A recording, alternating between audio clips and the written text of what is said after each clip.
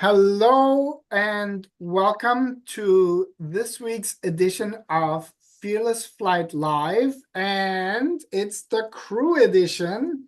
And with me, our trusted crew, Flight Attendant Diane. Hi, Diane. Hi, Dieter, and everybody. And everybody, and Captain Eric. Hey. Hi, guys. Um, do you want to share a little bit just off the top? I think you flew somewhere. Yeah, And by the looks of it, it's a beautiful cottage or something. it's wonderful. We are in the very, very, very northeast corner of Washington State. If you fly to Spokane and then you just go directly north, like almost to Canada, that's where we are. And do you have a picture of, can you pull that up maybe, Dieter? And I pulled that picture up of yeah, gorgeous, wherever. I think so. Oh, that's your view. Yes, I can. Yeah, that's I from can totally put that. been on the boat. We've been on a boat every evening. Yeah. We'll talk about that in a minute. It's just not Phoenix. I'm just telling you right now. It's not Phoenix. It's not 115.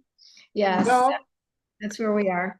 but that's where you end. So this is what happens when you have the freedom to fly.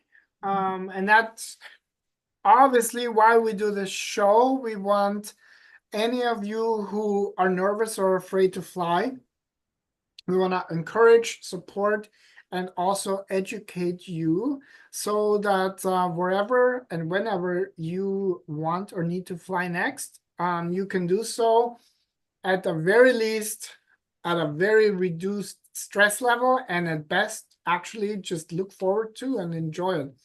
I myself, Rebecca and I, we just returned from a trip to Colorado and New Mexico. And I will just say summer travel is alive and well. It's every airport we've been to, it was packed, and yeah. So either way, I want to start this show with sharing something from our Birds of a Feather Facebook group. And if you're not a member yet, I will put the link to our Facebook group in the chat. But this was just so touching. It's really the spirit of our group, and it comes from Jennifer Randall, and she just wrote this, I think, just 7 hours ago. As I write this, I'm sitting at the airport listening to the harmonizer, waiting for my flight. Each time is hard. I get anxious. I use the tools, but I'm still challenged to stay somewhat relaxed. I think of the thousands of flights that have taken off and landed already this morning. I think of the benefits, both internal and external, of getting on the plane. I picture the plane like a cork on the water. I think of everyone in this group and how brave we all are, wherever we are on our journey. Keep me in your thoughts. And I just, honestly, I read that and I just absolutely love it. And Jennifer is also someone who's come to our monthly group coaching calls, and maybe you're even watching right now, Jennifer. I just love that energy of our group, and so please join if you haven't yet. And the next time the three of us and Captain Ron will actually be together is going to be at Air Hollywood this October. And let me just pull up the slides. So we're having well, I want to say our annual Air Hollywood cleared for takeoff 301 class, but we later want to share something that if you're on the fence thinking, maybe next year, Southwest might have something to foil our plans, but let's not worry about that right now. Right now, I want to tell you that on what was it? October 19th? Yeah, 25th and 6th, right? Well, let's get this right. Let me share my screen. Oh, 25th, 26th. 25th and Yes. 6th. So on the 25th, that's the Friday, we'll have like a 2 to 3 hour live class at the Hollywood studios. And then on the Saturday following, we're gonna fly from Burbank to Sacramento and back.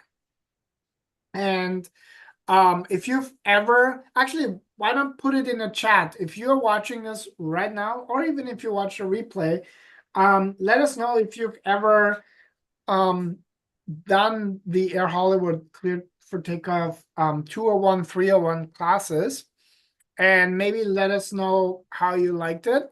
And particularly, I want to hear from you, Gary, because well, here I got a great shot here that I want to share. That's our yeah. Do you guys remember that? Yeah. That's a while back, but That is that's wild. Yeah, it Jim is. Duke, and that's one of the reasons why I love sharing this picture. Jim is the gentleman second from the left in the panel here, and I think he also didn't fly for 30 years. And the lady with the mic is Michelle.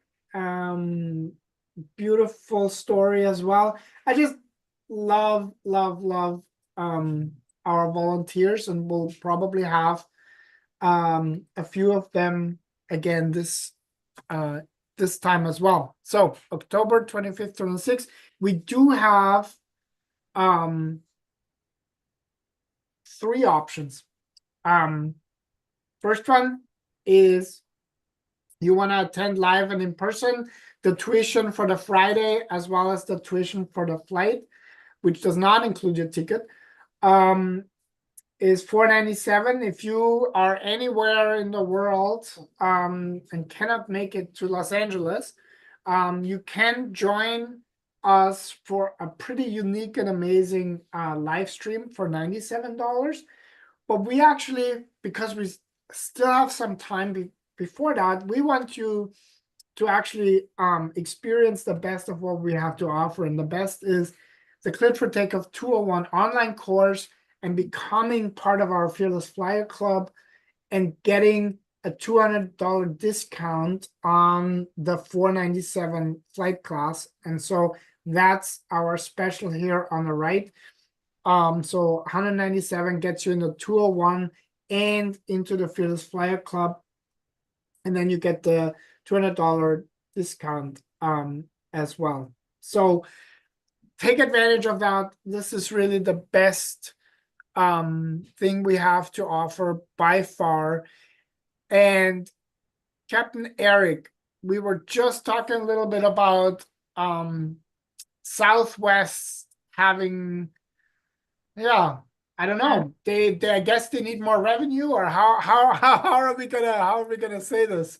So what we're talking about is February next year, Southwest is no longer going to do their open seating policy is gone. They're going to have assigned seats. And I mean, they're gonna be boring like every other airline? And they're going to be boarding like every other airline. And they've worked with us so well, and I'm sure we'll come up with something.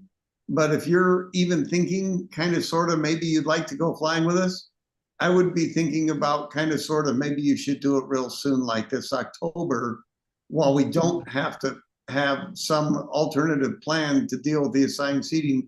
This will be the last class we have with the open seating thing, and it's very easy to handle it and keep us all and we can all sit as a together. group, Yeah, we which can is all a sit big together. deal. Yeah, exactly. Big deal for us and a big Yeah. deal for you. So if you're on the edge, push yourself over the edge, take a leap with us this October. Yeah. While we hatch alternative master plans for Right. next year. And we're all going, so we'll be plenty of people to sit Yes. with you and hold hands or whatever we need to do. Absolutely. As a matter of fact, those two individuals, Michelle Villa and Jim Duke, where actually Jim sat at the window, and then Michelle sat in the aisle, and I sat in the middle of the two of them, and it was just one of the most amazing experiences for me as well as for them. And as Ron calls him, Jim has been a flying fool ever since, going to the most amazing destinations and taking cruises too. Actually flying to get to the cruises. I think that's the reason for most of the flights. So definitely consider joining us. And I have to bring this in because I looked it up today. The flights are still under $100 each way. So however, it's not going to stay like that. The Right. closer we're going to get to October 25th, 26th, the more you'll see those prices go up. Prices So are gonna go up. They're, I think, $97 right now. yeah, So it's really amazing. really, yeah, it's a really good deal. And I just want to, so this is your cue, guys. I do want to share the live stream option because we got a couple of messages last time.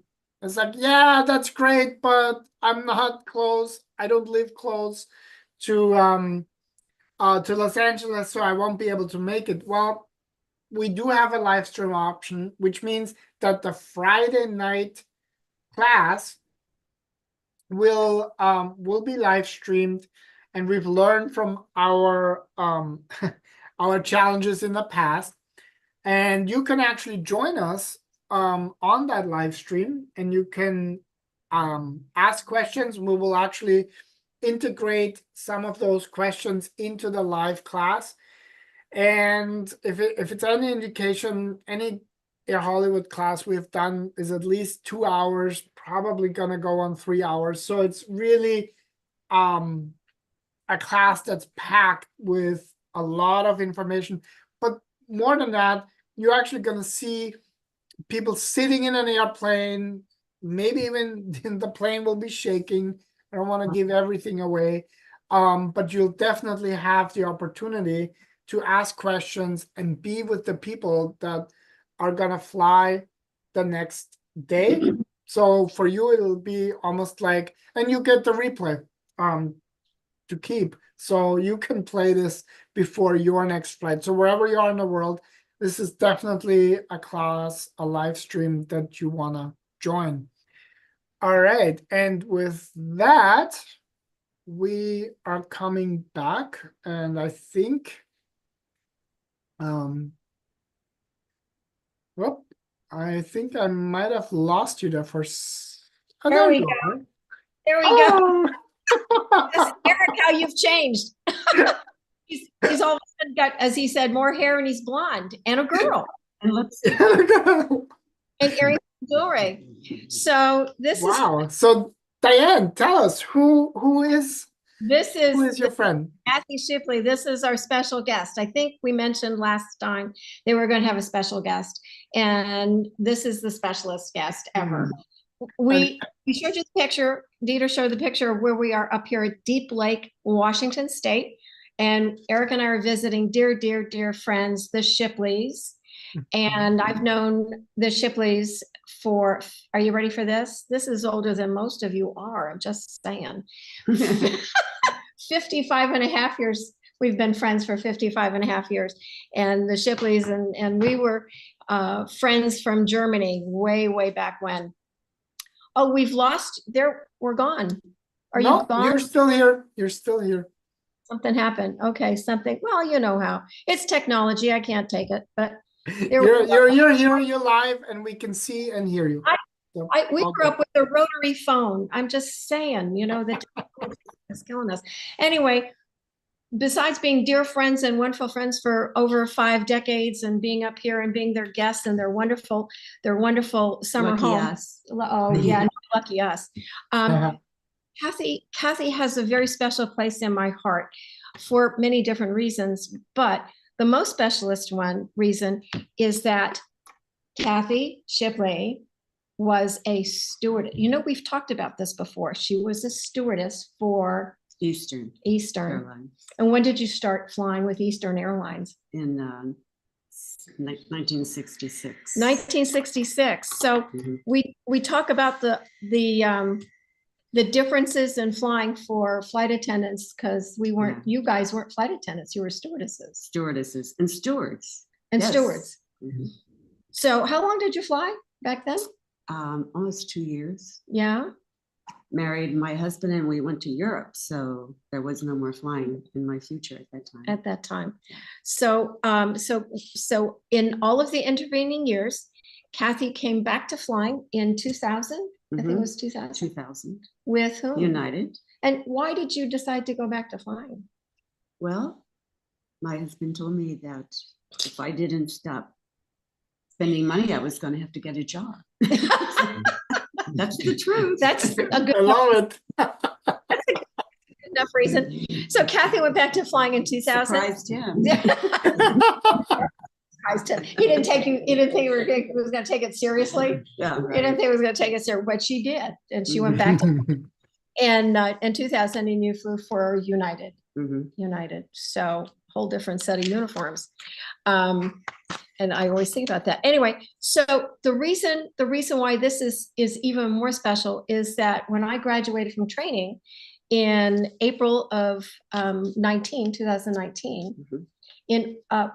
For our graduation ceremony, we had to have the people who were going to pin on our wings, either the instructors in school, or we could have someone who was crew, pilot, or a flight attendant who was still flying in a uniform. And so I reached out to you, and I came to Salt Lake City yes, for Diane's graduation. it was. And it was a lovely, lovely graduation. Yeah. I've been to a few of them.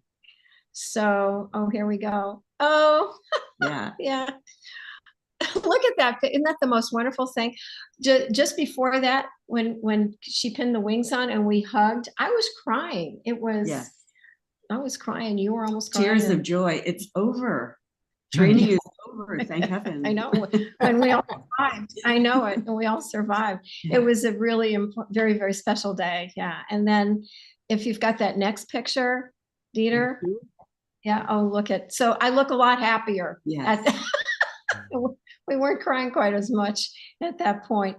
So yeah, so That's a good day. that was a wonderful day. So I was very fortunate to have someone I'd known for all of those years, 50 years, to pin my wings on. So that was that's all the wonderful story of how we met and why this is so special. But what I want to talk to you about, Kathy, is you've had the experience of flying for going on 60 years. Is that scary or what? So Mhm. what are some of the things that have changed for you? But even though I have traveled a lot when not working as a flight attendant, and of course, been there not from the very beginning, but I was telling Captain Eric that I flew a DC-6 as a backup airplane into Scranton, Pennsylvania when I was young with Eastern Airlines. And certainly equipment has changed. And the responsibilities have not changed for airline employees, but certainly new technology has made it so much safer and more comfortable and less strenuous, more physically pleasing, because you're always exhausted after those old Convairs and Constellations. You were rocking and rolling. So things are much more comfortable now. What about And safe. you were talking about before when we were chatting about the passengers, about the busyness of it all, how that's changed. Oh, the airports are so chaotic and boarding is quick. You have to get in and get in your seat, and you have to know what you're looking at when you go down the aisle and I know it's intimidating for a lot of people. Mm. So the crew is always there to help. Yeah. I guess that's the bottom line. Yeah. And our training every year is very demanding. We have a lot of, we have to accomplish a lot. We have to be proficient. And so we're well trained, Mhm. and especially in customer service. Right. So, Most, yeah, that's and real important. hopefully thing. that will be everyone's experience, that they're pleased with their flight, and hopefully it all goes well. But the airports are so intimidating now, so large, some of them just beyond belief. And I mean, I would rather get there early, and my husband has definitely instilled this in me. Because I was a last minute run up the door of the airplane kind of person. No, no, no, no. And it's less chaotic if you do get there. So what about the training? Because one of the things we've talked about before is, you know, I wanted to be a stewardess, but I was too short. And so there were a lot more restrictions on you all when you applied, right? Mm-hmm. Well, lucky for me, Eastern Airlines had eyes on going to Hawaii. And so they lowered the height restriction, and I was able to apply and get a job with them. Yeah. With a whole bunch of very beautiful Hawaiian people. Yeah. So that was a great experience. That must have been fun. Yeah, that must have been. Where were you based when you flew for those not quite 2 years with Eastern? Well, I jumped around a bit. I was in Manhattan for the most of the time. And then I transferred to Washington, DC. Mm-hmm. And then I transferred to Miami. And that didn't last long. And then I was back to New York. Yeah. That's good. I can see. I know. You didn't stay in Miami very long, did you? No. It was a great experience, a great life, and truly remarkable for a young woman. Do you still keep in contact? You know any of the girls that you flew with? You do? Oh, yeah. Yeah. Well, two of them were in my wedding. Oh, wow. And unfortunately, one has passed away. But Debbie Richardson Cochran, and I flew together, and we have pictures to prove it. Oh, so you're still, that's nice.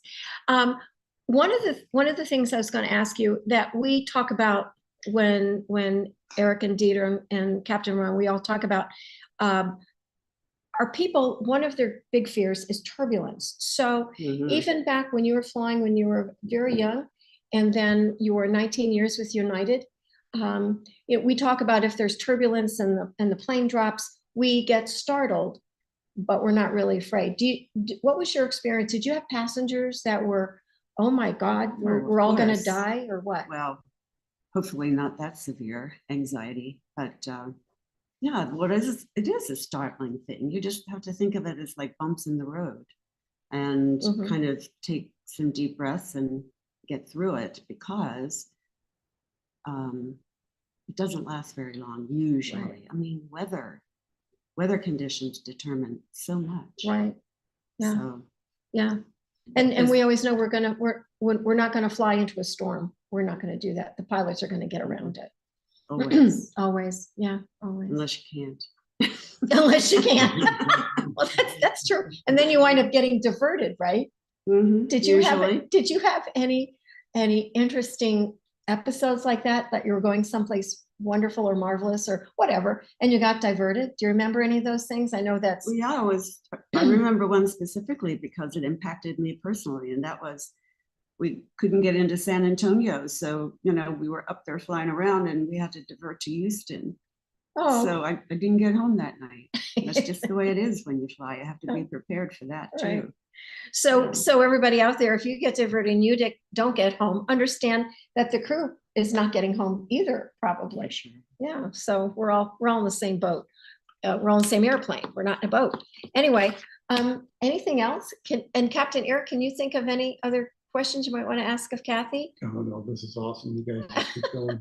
Yeah, we're too fun. If we dig deeper, we could come up with some real good stories. Yeah, probably. We probably. Actually, there is a question that somebody on YouTube was asking, and that is, Kathy, you mentioned kind of like the reason how you got into it, but the real question is, were you ever afraid before you actually started as a flight attendant, or did that never enter your? I am more afraid on the ride to the airport than I am on the airplane. as we all should be. Is that what we all say, that we all tell our people Mhm. that that's what I tell a lot of my passengers when they deplane, the ones in the back in the fun Safe section. trip. Yeah, Right. that the scariest part of your vacation starts now. You get in the rental car and have to drive somewhere. Oh, no, you don't want. No, no. Yeah. Don't forget the airport vans. We had a little close call there in Buffalo just yesterday. Seriously. So yeah. Kathy has a story with that, your van situation. Oh, well, we actually were in an accident, so I guess that's why I had that in my brain. And my husband was injured, but luckily not seriously. We thought he was Yeah. seriously injured, but yeah, So safer it on the just plane. happens. Yep, safer on the plane. Safer on the plane. Safe. That's hard to get through, but Yeah. So that's why it'll help if you can come with us flying in October, Yeah. because we're going to be there holding your hand and answering questions. And Eric and Dieter and Ron always answer correctly. I make stuff up because I think it's much more fun. But Yes. apparently not everyone feels, but anyway. Oh, just little ones. Just Okay. Just a little bit. little white lies. Anyway, I'm so glad Kathy is here with me. Oh, we do. Well, We go. thank you, Kathy. I really appreciate that. And I actually really appreciate how meaningful and what an important part you played in Diane being able to live out her dream of becoming a flight attendant. So thank you for that inspiration, and I really appreciate that. luck She to was- everyone. Yes. Okay. If you're cool. Thank you. Keep her cool. Oh, Okay. okay, so we have a little bit of cleanup to do about the crash that has, a lot of people still very upset, and that's the ATR. Captain Eric, what's the deal on that? Can you give us an update? And we have a few questions, correct, from last week that we gotta clean up here. Yeah, I'll make it quick. Those guys were awesome. And if I hadn't got on, I would have been perfectly happy. And way prettier to look at than you and me. Kind of a low bar for me, but anyway, so we were talking about this accident in Brazil and a couple of weeks ago, and many of you saw cell phone video and were understandably pretty alarmed. And I was talking about the airplane, a potential for icing problems that might have occurred there, being an accident precursor, and explaining a little about the airplane and the aerodynamics and stalls and stuff. And we ended up running out of time, which we never do. And so there were a couple of questions outstanding. And should we go to those right away, Dieter? Is there something specifically that anybody wanted to talk about? Or if not, then I can just do a short blurb on it. Yeah, I think just go with the short blurb on it, Eric. Okay. Just So- get everybody up to speed. We don't have yet any new official information. And those of you that saw the airplane, would you pull up that diagram of the stalled wings? Dieter's going to show you a picture, because what happened with the airplane is we don't know how it got there. Is that the one? Yeah. Perfect. We suspect certain things, but the obvious thing that we know is that the airplane was in a stalled condition when it came out of the clouds and hit the ground. And by stall, we mean has nothing to do with the engines. And we've talked with this about you guys before, but I just want to show you this great picture that Flight Attendant Diane found. And what this shows is the angle of the wind hitting the wing when it's in a flying condition. The top diagram shows it in a flying condition. And that the RW stands for relative wind. And when that happens, as you can see, the top surface of the wing is curved. The air flows over that and creates actually a lower pressure than on the bottom of the wing. And that's what gives it lift. When what we call the angle of attack, the angle between the wing and the air impacting it becomes too great, a stalling angle of attack, the air flowing over the top of the wing breaks away. When that happens, the wing is no longer creating lift, and we called the airplane stalled. And by virtue of seeing that cell phone video, it was obvious to anybody that flies that the airplane was stalled, and that's why they ended up hitting the ground. The two other things I'll bring up is that airplane was involved in an eerily similar, that type of airplane crash in 1994 in Roselawn, Indiana, in the United States, and it precipitated a huge amount of investigating for the airplane's ability to de-ice itself and restrictions. It was grounded for a while, and then some of the restrictions lifted, and the airlines read the writing on the wall and moved all of those airplanes down to the southern tier in the United States and brought their more robust airplanes up. And that was before all the baby jets were on the drawing board, but that was the beginning of the end of that airplane in the United States. And it no longer flies here except for freight operations, and it's been that way for quite some time. Also, the airlines, due to an accident in 2009, Air France 447, and I won't read you all the gory details. We have talked about that before. That was an A330 operating from Sao Paulo to Paris. That airplane was also stalled and impacted the ocean, and everyone died. And people said it was a seminal accident in terms of figuring out what was wrong specifically with that airplane, but also saying all the big countries that were operating that airplane said, hey, we need to go back and start training our new pilots for stall recognition and what the appropriate pitch attitude is of the nose and power setting for engines, how to control the airplane in a basic fashion if airspeed becomes unreliable. And that produced a huge training change in training with all the airlines worldwide, simulator training their pilots in terms of stall recognition, how to handle it without airspeed indicators, and all the tens or hundreds of thousands of pilots worldwide started cycling through that training so that hopefully it would heighten awareness of a potential stall, and that wouldn't happen again.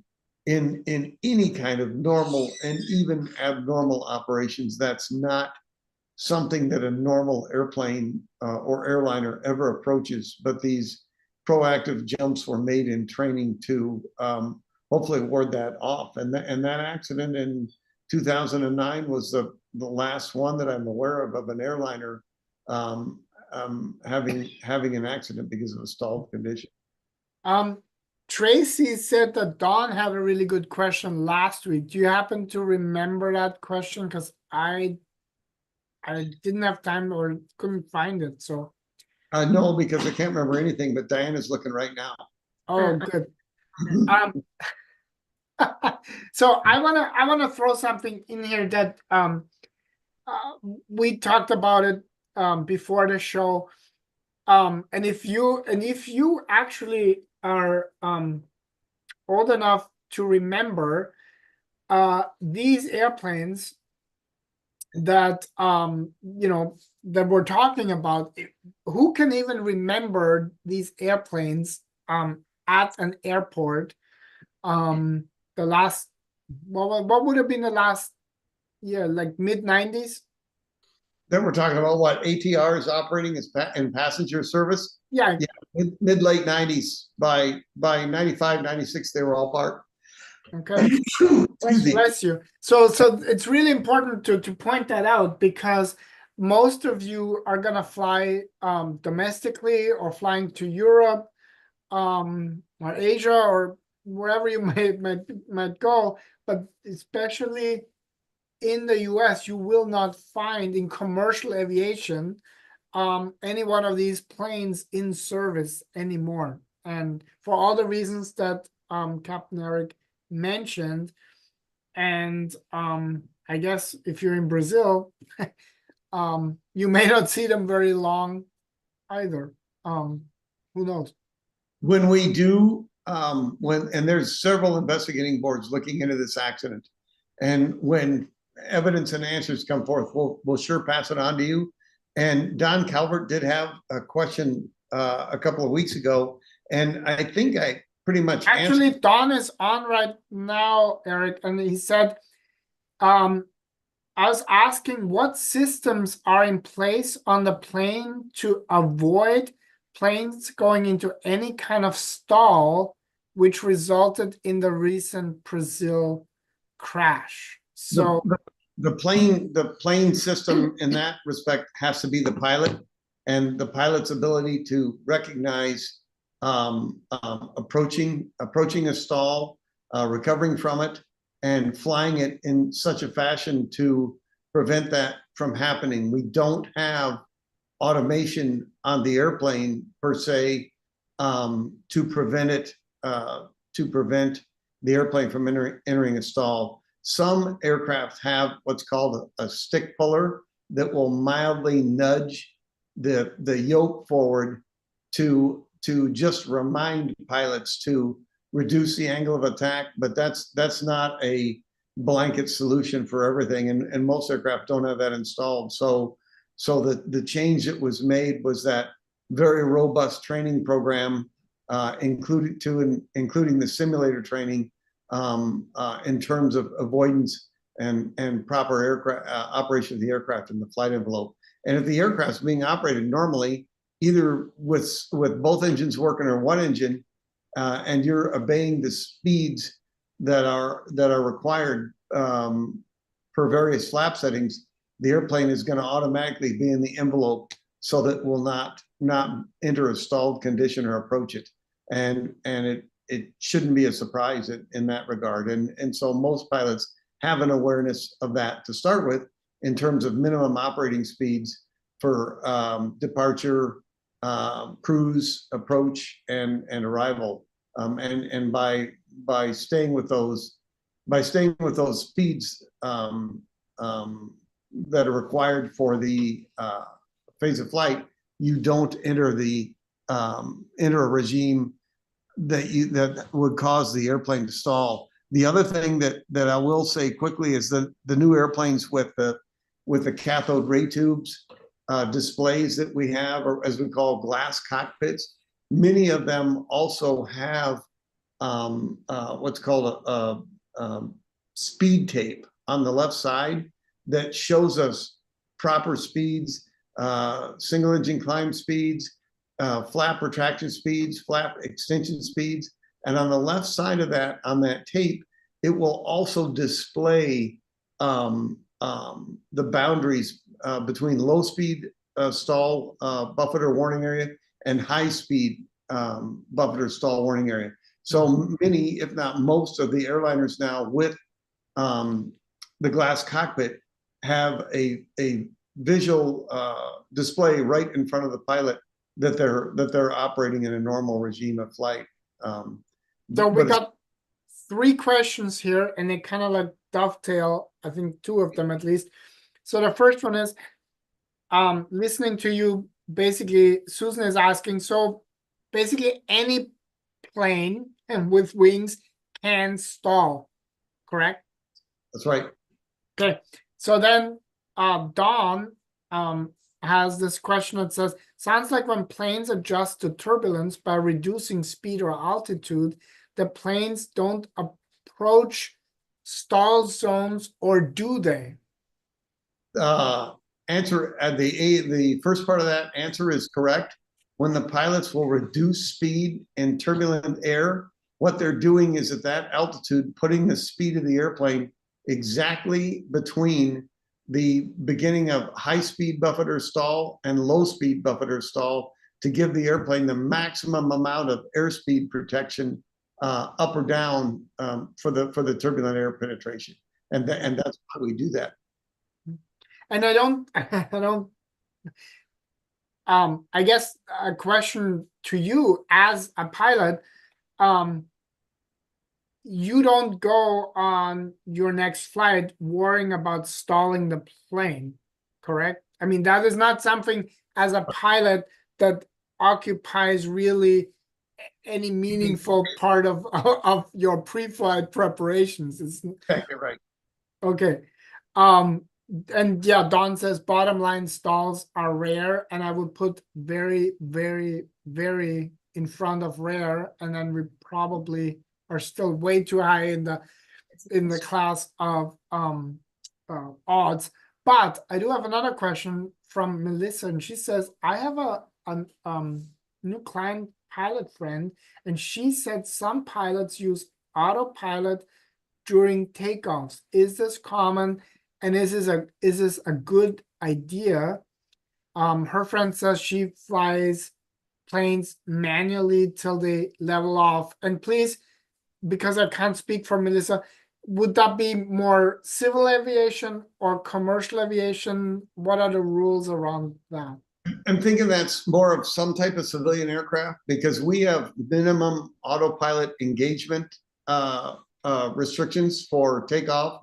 Landing's a whole nother story. We can auto land the airplane with it, but for takeoff, we have minimum altitudes that we can even engage the autopilot, and most pilots will at least fly the airplane through 1,000 feet, what we call hand flying, without the autopilot engaged as we do go through big power changes, lift up wing flaps, do that kinds of thing.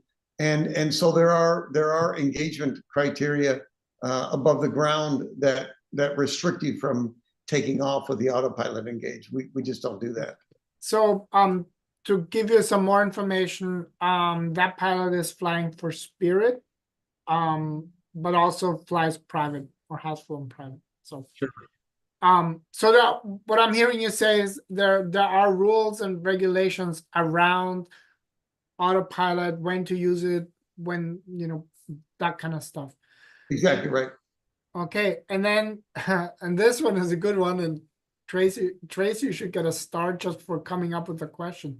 Captain Eric, have you ever had to recover from a stall, or do you know someone who has? I don't know anyone who has. I don't even know anyone who has a brother's cousin's friend who has, and I've never had to an airliner. No. In little airplanes, all the time, because we practice them for maneuvering and handling and that kind of thing. But we don't have passengers in there unless we have another flight instructor, pilot, or somebody. But in a passenger carrying aircraft of any size, never. Yeah, and I would imagine, actually, I know Ron has a stall story, not his own, but somebody who knows somebody, and from the military, like from the Air Force. So where you would get to the edges, right, of performing. So you would expect to come close to these edges as part of, as part of training and learning how to handle the aircraft at super low speed limits and recovering from that if it occurred, but not in a passenger carrying capacity ever. So and that really goes into the same vein of one of the two engines not performing. And really between you and Ron, you guys have almost 50 or 60,000 hours or something. More than 50 for sure. Yeah. That's a crazy amount of flight hours. Don is asking, the critical angle of attack is determined by the plane's system, correct? Do you have to guess the CAA? The critical angle of attack is where when you had that slide up earlier, maybe pull that slide back up that with the relative wind. Yeah, the first one. Yeah. Okay. I don't see no stinking slide yet. There you go. This so one? Yes. So the critical angle attack in the top slide, that wing is flying. It's producing lift, but it's starting to have a high angle of attack. As you can see, the little squiggles in the back, the airflow is breaking away, and it's somewhere on the second wing. It's somewhere where the airflow completely breaks away from that wing. That's a stalled wing, and so that has exceeded the critical angle of attack. Now that's deceptive because that's not a degree of pitch or a number. It depends on weight. It depends on airspeed. It depends on a lot of things, and the airplane can actually be stalled in any pitch attitude and at any speed. And I don't want to tear all that apart, but we don't have something in the airplane that is a pure angle of attack indicator showing that we've exceeded the critical angle of attack. The only visual indication we have is, like I mentioned on the airspeed indicator, the speed tape. The speed tape displays that information in terms of angle of attack, whether you're going to get into a high-speed stall or a low-speed stall. You can see that there, but we don't have an angle of attack indicator per se in the airplane measuring that. Mhm. That makes any sense. Yeah, I mean, if you want to kind of like compare it to something, I would say it's almost like when you're driving a car.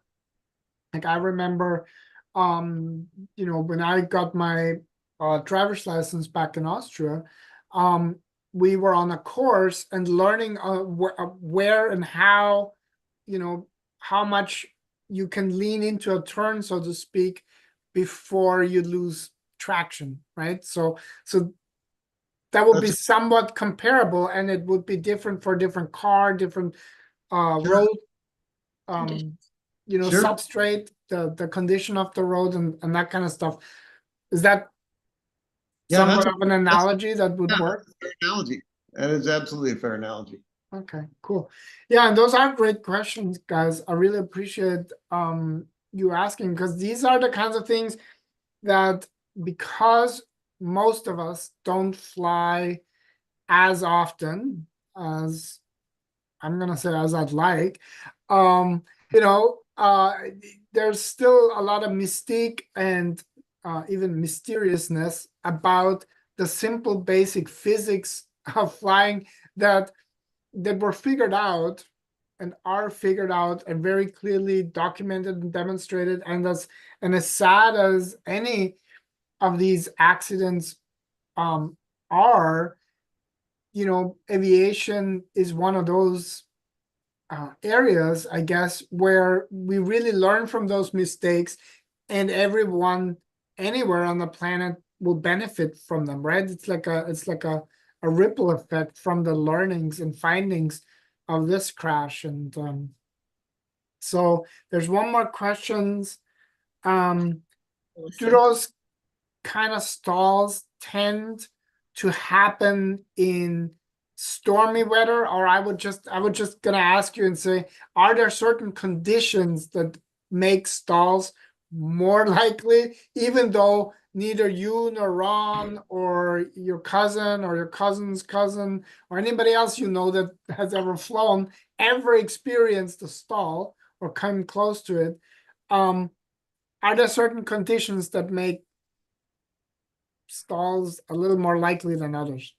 If you had the airplane operating very, very high, close to for whatever weight it's carrying, close to the ceiling it can operate at, there's a barrier between or a margin between when the aircraft can stall at a high rate of speed and a low rate of speed.